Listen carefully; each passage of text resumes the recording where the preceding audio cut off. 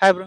Hi bro. ఏం పేరు bro? మామూలుగా ఇప్పుడు సాఫ్ట్‌వేర్ ఎంప్లాయీస్‌లో, టీసీఎస్‌లో చాలా మంది జాబులు పోవడం, లే ఆఫ్స్ జరగడం మనం చూస్తున్నాం గదా! ఎందుకు ఈ విధంగా లే ఆఫ్స్ జరుగుతున్నాయి? ఇప్పటికే ఎంప్లాయ్‌మెంట్ లేదనుకుంటే ఇంకాస్త ఎంప్లాయ్‌మెంట్ తగ్గుతున్నట్టుగా కనిపిస్తుంది. దీని గురించి మీరేం చెప్తారు? మేబీ తగ్గడం అనేం గాదు బ్రో. హ్మ్. మేబీ పెరగొచ్చు ఫ్యూచర్‌లో. హ్మ్. ప్రెజెంట్ టైమ్‌లో మేబీ వాళ్ళకి బడ్జెట్ లేకపోవడం గానీ, లేకపోతే ప్రాజెక్ట్‌లు గానీ హ్మ్. లేకపోవడం వల్ల కావచ్చు. హ్మ్. కాకపోతే డెఫినిట్‌గా మాత్రం వస్తాయి. హ్మ్. కాకపోతే ప్రెజెంట్ ఉన్న వాళ్ళని తీసేయడం అనేది మాత్రం చాలా బాధాకరమైంది. హ్మ్. కాకపోతే ముందు ప్రీ ఇన్ఫర్మేషన్ గాని లేకపోకుండా ఇవ్వడము, హ్మ్. తర్వాత వాళ్ళకి కనీసం 3 మంత్స్ నోటీస్ పీరియడ్ సర్వీస్ హ్మ్. ఇవ్వకుండా కూడా డైరెక్ట్ ఇమ్మీడియేట్‌గా హ్మ్. వెళ్ళిపోమని చెప్పడం అనేది హ్మ్. కొంచెం థింక్ చేయాలి. హ్మ్. కాకపోతే కానీ వీటిని చూసి మాత్రం ఫ్రెషర్స్ ఎవరైతే ఉంటారో హ్మ్. వాటిని మాత్రం భయపడకుండా కొంచెం వాళ్ళు ఏదైతే నమ్ముకున్నారో, ఏ హ్మ్. ఫీల్డ్‌లో అయితే ఎళ్ళాలనుకున్నారో దానిలా కీప్ ఆన్ ప్రాక్టీస్ చేస్తూ వాళ్ళు అప్ స్కిల్ అవుతూ ఉండడం మాత్రం బెటర్. అంటే ఫ్యూచర్‌లో ఎందుకు మాత్రం ఎందుకు తీసేస్తున్నారో ఒక ఐడియా ఉందా? మేబీ చెప్పాను కదా బ్రో! మేబీ బడ్జెట్ అయినా అవ్వచ్చు. లేదంటే ఇంటర్నేషనల్ న్యూస్ అయినా కావచ్చు. ఇప్పుడు ఏదైతే ట్రంప్ టారిఫ్ విధిస్తున్నాడో అనేది అదొకటి కావచ్చు.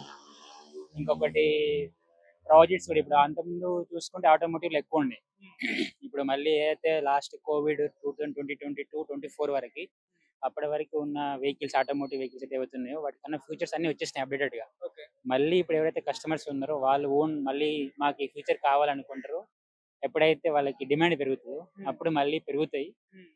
అట్లనే ఆటోమోటివ్ కాకుండా ఇంకా ఐటీ సెక్టర్ సైడ్ అన్నారు కదా! హ్మ్. పక్కా పెరుగుతాయి. కాకపోతే ఏంటంటే దిస్ ఈజ్ లైక్ సేమ్ ఒక అలలాగా. హ్మ్. ఒకసారి పెరగడం, ఒకసారి తగ్గడం. హ్మ్. పక్కా ఫ్యూచర్‌లో మాత్రం పెరుగుతాయి అన్న హోప్ అయితే ఉంది. అంటే కరోనా తరువాత ఆ స్థాయిలో సాఫ్ట్‌వేర్ రంగంలో జాబ్స్ అనేది రాలేదు. చాలా అవును. మంది రాలేదు. చెప్తున్నారు ఖాళీగా ఉన్నాను సాఫ్ట్‌వేర్ చేశాను కూడా అంటున్నారు. సో, ఎందుకు మళ్ళీ ఇప్పుడు లే ఆఫ్స్ జరుగుతున్నాయి. సో, సాఫ్ట్‌వేర్ రంగం పడిపోతుందేమో అన్న ఆలోచన చాలా మందిలో కలుగుతున్నాయి. లేదు బ్రో. పడిపోవడం అనేది లేదు. హ్మ్. ఎందుకంటే మేము సాఫ్ట్‌వేర్ నుంచే. హ్మ్. ఆహ్, ఒకటి 2 థింగ్స్ హ్మ్. మనం అప్ స్కిల్ కూడా అవ్వాలి. హ్మ్. చాలామంది ఏంటంటే ఇదెవరు తీసుకోరు హ్మ్. మాక్సిమం. హ్మ్. తీసుకోవాల్సింది ఏంటనంటే మనం కంఫర్ట్ జోన్‌లోకెళ్ళిపోతాం వన్స్ జాబ్ రాగానే. ఆ కంఫర్ట్ జోన్‌ని అలాగే కంటిన్యూ చేయకుండా హ్మ్. మనం మళ్ళీ అప్ స్కిల్ సస్టైన్ అవ్వాలనంటే హ్మ్. న్యూ లాంగ్వేజ్ గాని, హ్మ్. న్యూ టెక్నాలజీ గాని ఏదో అప్‌డేట్ అవ్వాలని చూసుకోవాలి. హ్మ్. అది నా సజెషన్. సో, మీరు కూడా సాఫ్ట్‌వేర్ అన్నారు. మీ సర్కిల్‌లో ఎవరన్నా మీ ఫ్రెండ్స్ గానివ్వండి, ఇలాంటి వాళ్ళు ఎవరైనా జాబ్స్ పోయిన పరిస్థితి ఉన్నారు ఉందా? Bro. Still they also struggling. హ్మ్. ఆహ్, కాకపోతే వే ఆఫ్ సెర్చింగ్ గూడా చేంజ్ చేయాలి. హ్మ్. మెయిన్ రిఫరల్స్ గాని, హ్మ్. త్రూ ప్రీవియస్ కొలీగ్స్ గాని, హ్మ్. ఫ్రెండ్స్ గాని, not only LinkedIn, not only Naukri. Hmm. ఎన్ని పాసిబుల్ అయితే అన్ని పాసిబుల్ సెర్చ్ చేయడం అనేది మాత్రం వదలకుండా చేయాలి ప్రయత్నం మాత్రం. ఓకే. సో, మీ ఫ్రెండ్స్ ఏమంటున్నారు? జాబ్ కోల్పోయిన వాళ్ళు వాళ్ళ పరిస్థితి ఏదన్నా? కోల్పోయిన వాళ్ళ ఫస్ట్ 2 మంత్స్ వాళ్ళు కూడా ఇలాగే సేమ్ ఫ్రస్ట్రేషన్‌లో ఉన్నారు. హ్మ్. తర్వాత మెల్లిగా వాళ్ళకి అర్థమైపోయింది. హ్మ్. దిస్ ఇస్ ద రియాలిటీ అని చెప్పేసి. హ్మ్. వాళ్ళు మళ్ళీ స్టార్ట్ చేశారు ప్రిపరేషన్. హ్మ్. చేస్తున్నారు. ఇంకా ప్రయత్నం చేస్తున్నారు. ఓకే. ఇప్పుడు ప్రెజెంట్ అయితే అంత ఓకే. అంటే ఫ్యూచర్‌లో పెరుగుతాయి గానీ, ఇప్పుడు మాత్రం ఇటువంటి ఇప్పుడు సిట్యుయేషన్. మాత్రం సిట్యుయేషన్ అంతే. అంతెందుకు బ్రో ఇప్పుడు కరోనా ముందు గూడా హ్మ్. ఆహ్, ఒక ప్రొఫైల్ వాళ్ళు వితౌట్ ఆహ్, అంటే చెక్ చేసుకోకుండా డైరెక్ట్ ప్లేస్ చేసిన రోజులు గూడా ఉన్నాయి. హ్మ్. Before corona. హ్మ్. వితౌట్ ఇంటర్వ్యూ ప్రాసెస్ కూడా. హ్మ్. సింపుల్ ఇప్పుడు ప్రెజెంట్ సిట్యుయేషన్‌లో ఫేస్ టు ఫేస్ అన్నారు. లేదనంటే L1, L2, L3 కొన్ని హ్మ్. కంపెనీస్ 6 రౌండ్స్ పెడుతున్నాయి. హ్మ్. ఇదంతా ఏంటంటే దే వాంట్ స్కిల్డ్ పర్సన్. హ్మ్. దానికోసం మనం గూడా ఏం చేయాలంటే అప్ స్కిల్ అవుతూ కొంచెం మనం గూడా అబ్జర్వ్ చేయాలి. హ్మ్. మార్కెట్‌లో ఏం జరుగుతుంది ఏంటి అని చెప్పేసి. మళ్ళీ ఇంకోటి పానిక్ అవ్వకుండా better to see passive income also. Okay. Not only one income. If you see the passive income also, it is also it will give some confidence to our హ్మ్. families and background. ఓకే. ఇంకోటి పర్సనల్‌గా ఫైనల్‌గా ఒకటి question అడుగుతాను.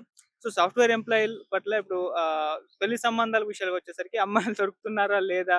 ఈ విధంగా లే offs జరిగితే ఒక డౌట్ అయితే క్రియేట్ అవుతుంది. ఎందుకిది సెక్యూరిటీ ఉండదు. ఎందుకు అమ్మాయిని ఇవ్వడం? ఇటువంటి ఆలోచనలు కూడా వస్తూ ఉంటాయి కదా! సో, ఆ పరిస్థితి ఏ విధంగా ఉంది? సాఫ్ట్‌వేర్ అనేదే కాకుండా ప్రెజెంట్ ఉన్న న్యూస్ హ్మ్. యాస్ ఎ పర్సనల్ ఒపీనియన్ హ్మ్. బెటర్ అనిపిస్తుంది. పెళ్లి చేసుకోకపోవడం బెటర్ అనిపిస్తుంది. ఎందుకు మీ పర్సనల్ ఒపీనియన్? పర్సనల్ ఒపీనియన్ ఏం కాదు. లేకపోతే చూస్తున్నాం కదా న్యూస్. హ్మ్. మేబీ అది మీడియా మేబీ అనిపిస్తది ఒక్కోసారి. హ్మ్. మీడియా వాళ్ళు కూడా నో నీడ్ టు డైలీ చేయకుండా ఉండడం బెటర్ అనిపిస్తుంది. హ్మ్. ఎందుకంటే కొన్ని న్యూస్ రీసెంట్‌లో యూట్యూబ్‌లో చూసి నేర్చుకున్నారు కొంతమంది. అవునవునవును. ఎలా మర్డర్ చేయాలి అనేది కూడా. బెటర్ ఆ! మీడియా ఆల్సో కొంచెం అవి హైడ్ గాకుండా చేయడం బెటరు. కాకుండా మామూలుగా సాఫ్ట్వేర్ సాఫ్ట్వేర్ వాళ్ళదా? సాఫ్ట్వేర్ వాళ్ళది కూడా సేమ్ బ్రో. సేమ్ ఇప్పుడు మీరు అన్నారా జాబ్ పోవడం రావడం అనేది కూడా ఫైనల్లీ చూసుకుంటే ఫైనాన్షియల్ స్టెబిలిటీకి చూసుకుంటాం. ఇప్పుడు ఉన్న సిచ్యువేషన్లో జాబ్ ఎప్పుడు పోతే తెలియదు. ఇప్పుడు సపోజ్ 26, 27 ఇయర్స్ ఉన్న వాళ్ళు పెళ్లి చేసుకోవాలనుకుంటే ప్రజెంట్ వాళ్ళ జాబ్ సెక్యూరా కాదా అని చూసుకుంటారు. ఒకవేళ ఇన్ కేస్ సెక్యూర్ కాదు, మేబీ లే ఆఫ్ జరగవచ్చు విత్ ఇన్ 6 months లో అనుకున్నప్పుడు they will wait for some more time. ఇది కూడా కావచ్చు. సేమ్ అన్ని ఇప్పుడు ప్రజెంట్ ఉన్న సిచ్యువేషన్ కావచ్చు, జాబ్స్ లే ఆఫ్స్ కావచ్చు, అన్ని కూడా ఇంపాక్ట్ పడుతుంది. ఇది మాత్రం కాకపోతే పెళ్లి లైక్ ఒక ఆప్షనల్ అనుకోవాలి. పెళ్లి మాత్రం పక్క చేసుకోవాలి. కాకపోతే కొంతమంది కూడా ఏంటంటే పెళ్లి కాకపోతే డిప్రెషన్లోకి వెళ్ళిపోవడం, అరే నా లైఫ్ అయిపోయింది అనుకోం కాకుండా దేర్ ఇస్ ఏ వే, పక్కా జరగాల్సిన టైంలో అన్నీ జరుగుతాయి. Thank you so much. Sir మనం ఈ మధ్య కాలంలో చూస్తూ వస్తున్నాం ఐటీ రంగంలో చాలా మంది జాబ్లు కోల్పోతున్నారు. అంటే కంపెనీలు లే ఆఫ్స్ చాలా మంది తీసేసి వదిలేయడం చూస్తున్నాం. ఇంత లే ఆఫ్స్ ఎందుకు జరుగుతున్నాయి? మరి ఐటీ రంగంలో ఇప్పుడు పడిపోతుందా అన్న ఒక అనుమానం కూడా వ్యక్తం అవుతుంది. మీరేం చెప్తారు? 100% ఇప్పుడేందంటే ఐటీ రంగం అనేది పడిపోయే సూచననే గతంలో చాలా సందర్భాల్లో మనకు తెలిసింది. అమెరికాలో కానీ ఆస్ట్రేలియాలో కానీ. ఎందుకంటే ఇప్పుడు సాఫ్ట్వేర్ అంటే ఇప్పుడు వాళ్ళ చదువుకు తగ్గట్టు ఉద్యోగాలు ఉన్నాయి. సో ఏంటంటే వాళ్ళకు ప్రొడక్ట్స్ వస్తాయి, దాని సమయం ఉంటుంది, ఆ సమయంలో అది ఫినిష్ అయిపోతుంది. అయిపోయిన తర్వాత వాళ్ళ వేరే వేరే రావు. సో రాకుండా పోవడం వల్ల వాళ్ళు ఏం చేస్తారంటే వాళ్ళు ఫస్ట్ వాళ్ళు మనగల వాళ్ళు డెవలప్ అవడానికే చూసుకుంటున్నారు. తర్వాత అది ప్రొడక్ట్స్ రాక వీళ్ళని వాళ్ళు ఉద్యోగాలు అయిపోయింది మీ ఉద్యోగం, ఇక మీరు ఇంటికి పోవచ్చు, ఇక మాత్రం కాదని చేతులు ఎత్తేస్తారు. అంటే సాఫ్ట్వేర్ ఉద్యోగులు ఒకటే నేను సూచన చేస్తున్నానంటే మీరు తొందరపడి మీకు ఒక ₹1,00,000 జీతం వస్తుందని చెప్పేసి మీరు ఇల్లు కొనడము లేకపోతే ఇంకా వేరే వేరే దాని మీద ఇన్వెస్ట్ చేయడం అలాంటి పనులు చేయకండి. ఎందుకంటే మీ ఉద్యోగాలు ఉంటాయో ఓడుతాయో తెలియదు కాబట్టి మీరు చాలా జాగ్రత్తగా ఉంటే బాగుంటుందని నేను మీకు ఒక సూచన ఇస్తున్నా. ఎందుకంటే గతంలో కూడా ఇక్కడ హైదరాబాద్లో చాలా మంది ఉద్యోగాలు ఉన్నాయని ఉద్యోగాలు తీసుకున్నారు, వాళ్ళకి 60,000-70,000 జీతం ఇచ్చారు.